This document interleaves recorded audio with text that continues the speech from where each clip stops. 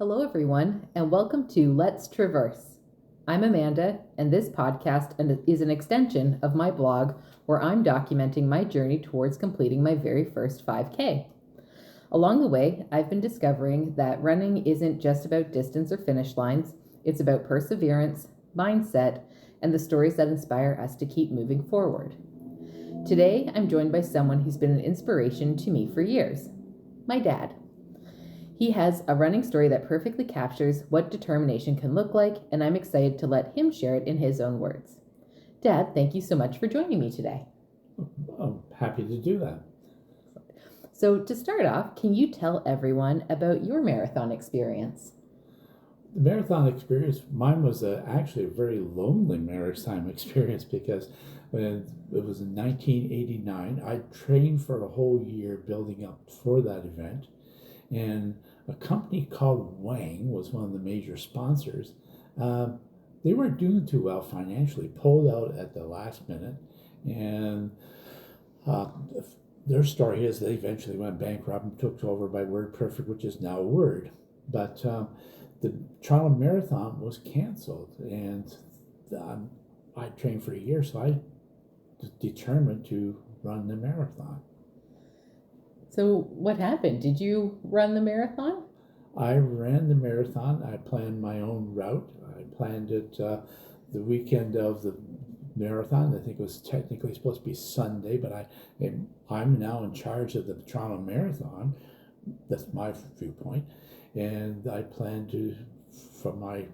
my own route and ran it from there.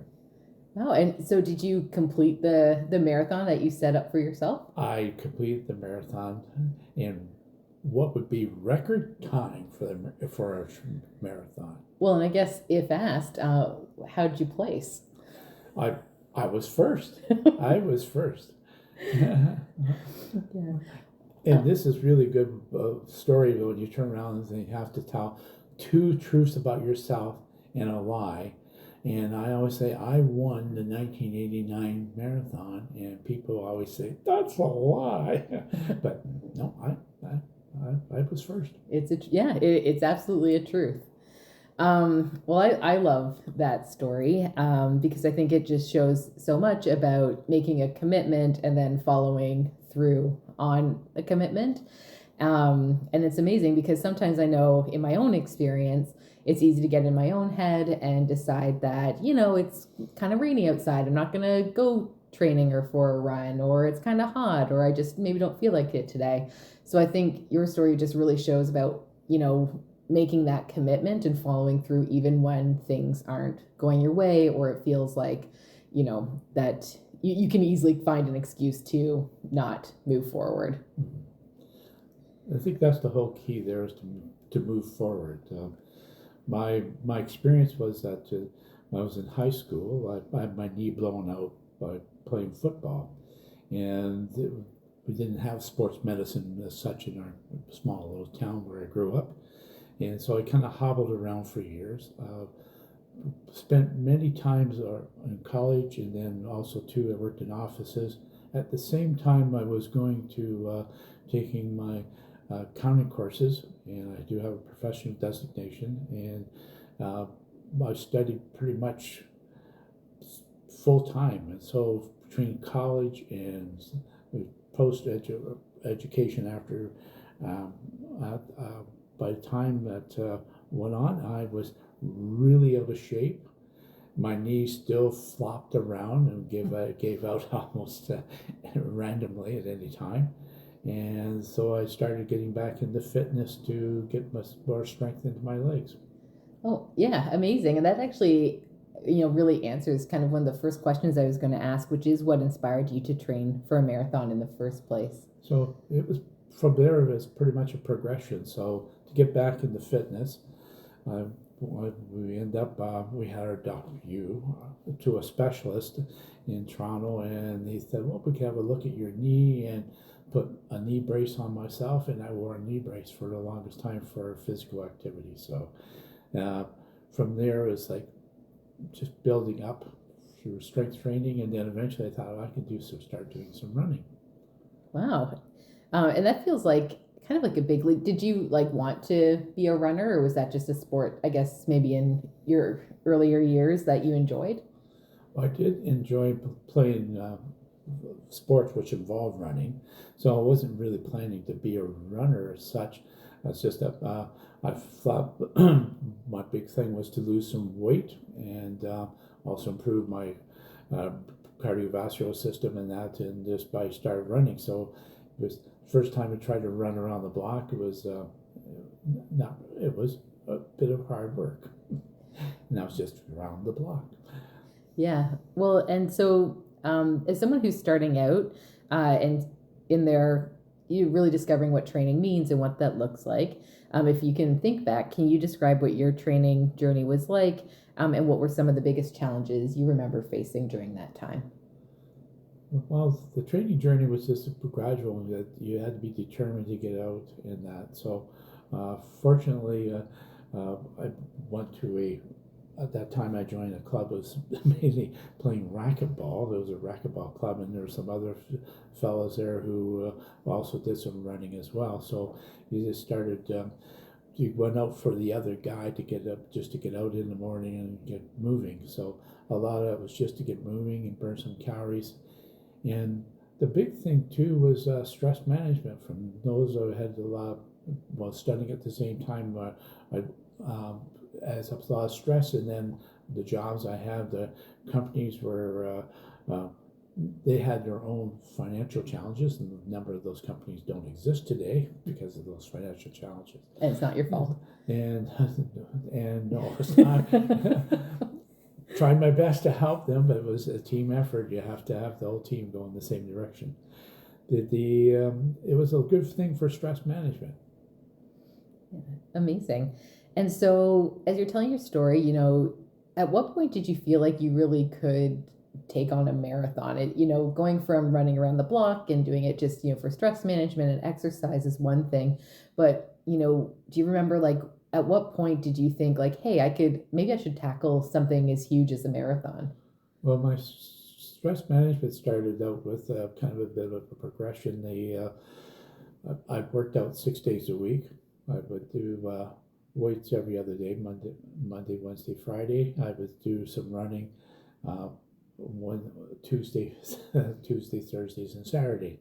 So eventually, we thought, well, eventually we that kept in good shape. Then also another company of people worked out well. The number of people went out and did some swimming at lunchtime. So I did that as well. So it's just a question of keeping in shape, burning calories, getting with stress management, and building up that way.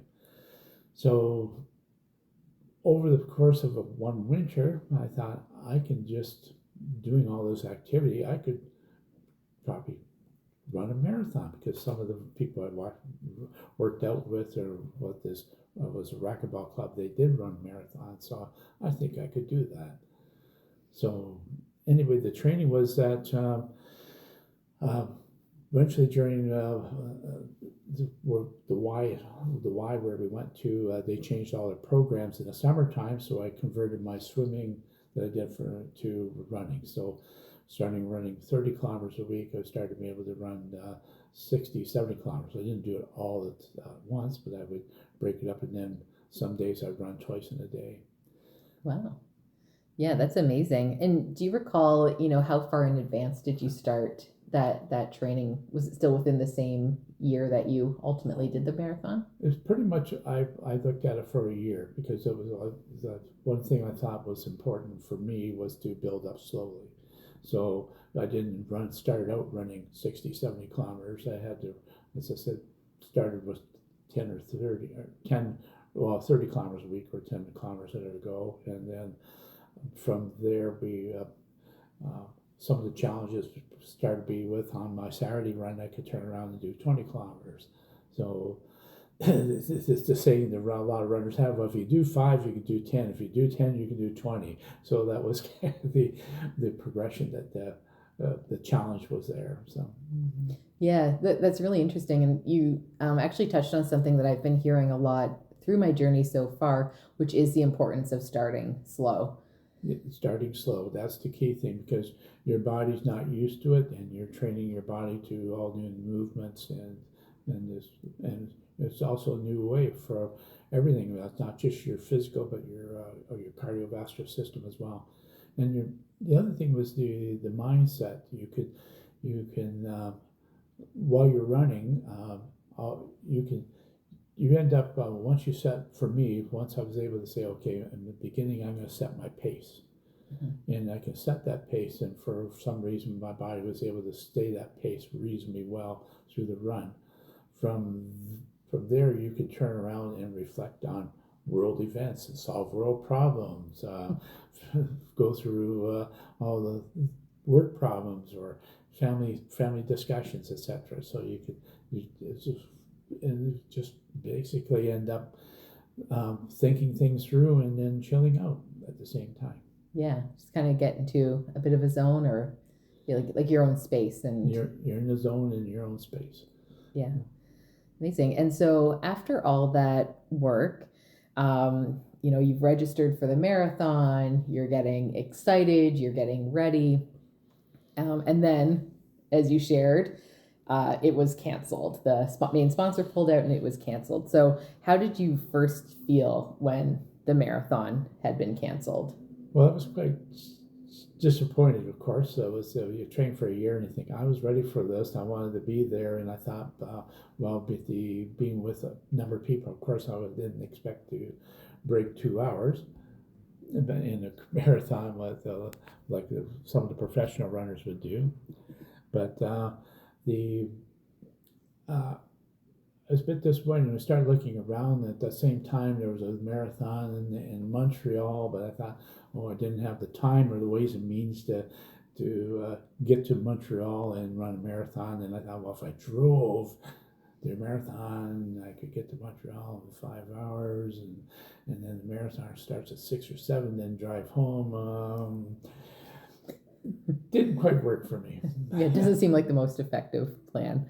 Um, and so, what made you decide to run the full marathon anyway instead of calling it off? Well, I was there. The mindset, the goal was there. Build a year training.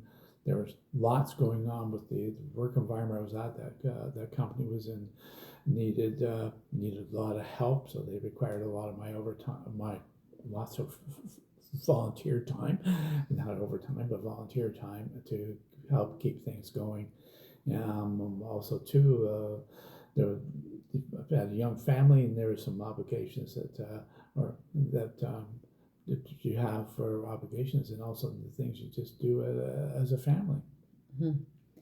Wow. And then, so, you've made this decision. You're like, okay, I'm doing this like no matter what. And so then comes kind of like that logistical piece, because of course, when there's an organized marathon, they're often shutting down the roads, and they have water stations set up, and it's really, structured in a way to help everyone be as successful as possible. But you really didn't have any of that going into this, because of course the event has been canceled. So, can you tell me about how you planned your own marathon route and set up your water stations, and how that happened and came together? Well, at that time, we lived in Stouffville. I had a 5K route and a 10K route, and it was exactly 27.2 kilometers from our house to my racket club. So, what it was is I put planned some water stations along the way. Of course, one was back at our house, because the 5 and 10K circle back at our house, so they had it outside. So I planned it the day in advance. I put water outside, and also too, there was a church that was along my route. They had big bushes, so I planted some water bottles in that church. And there was another spot as well, a company that had some bushes, and I planted water bottles there. So simply, it was that I knew I'd need water someplace along the line, and I would stop at those, of course, make a point of stopping at those stations and have my little water break. Yeah, that's amazing, and I think it's such a funny visual to picture. Just these stuck water bottles, in bushes along your journey. And so, what was it like running, those 42 kilometers without the atmosphere of an organized race? I think one of the most exciting things with a race is, of course, the fans and people getting ready at the starting line. There's often music and announcers.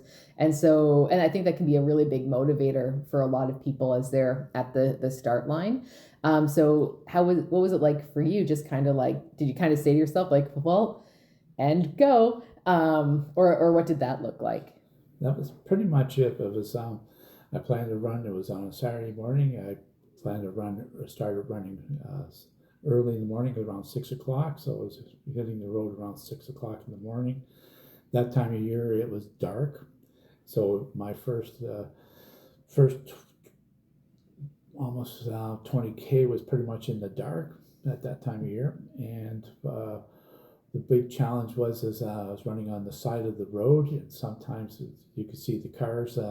The scariest ones are not the ones that drive at you, or there's a number of cars try to swerve or sway to the left or out, away from you.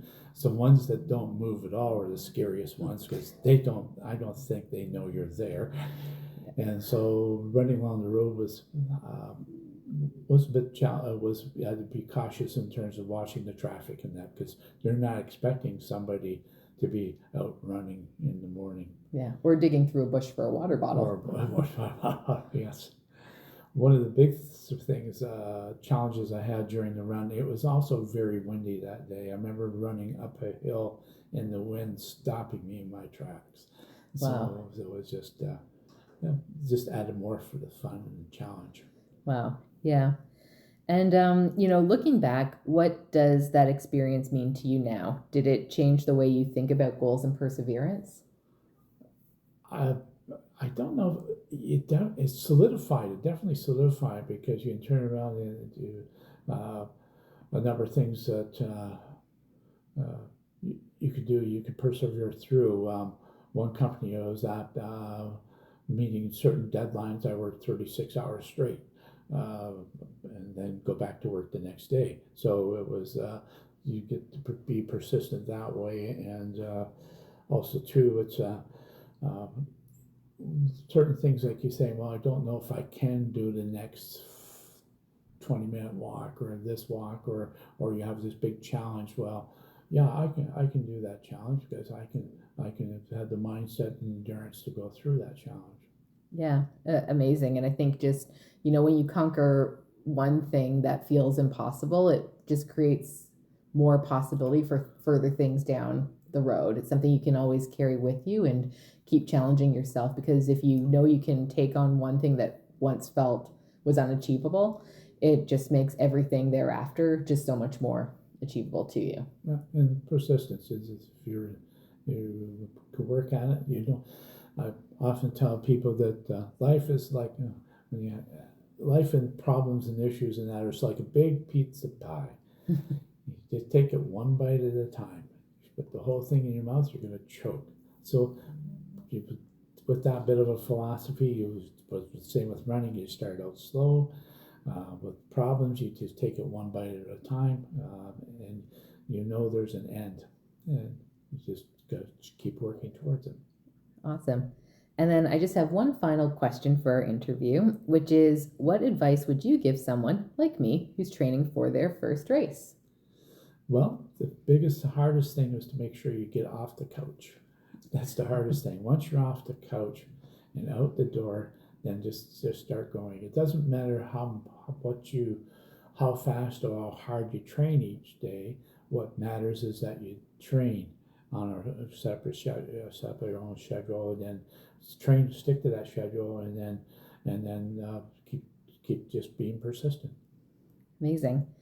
Dad, thank you so much for sharing your story. I really appreciate you taking the time to chat with me, and I know your experience will inspire others who are working towards their own goals.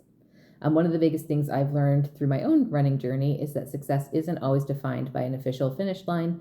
Sometimes it's simply about showing up, adapting, and when things don't go as planned, and finishing what you started, which I think you've just explained so well today. So, to those out there listening, thank you for tuning into this episode. I hope this conversation encourages you to keep moving forward in your own goals, whatever they may be. And if you would like to follow my journey to my first 5K, along with more running stories, race experiences, and updates, be sure to visit my blog, Let's Traverse, and follow along on my social channels for behind the scenes content and new posts. So, thank you again for listening, and until next time, keep traversing.